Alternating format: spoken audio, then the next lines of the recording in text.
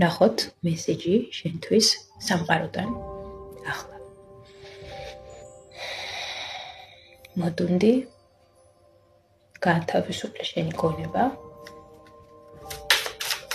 და ვნახოთ მესეჯი შენთვის სამყაროსგან ახლა, რომელიც გჭირდება რომ გაიგონო. I was called here on a mission. შენ დაგიძახეს აქ მისიისთვის.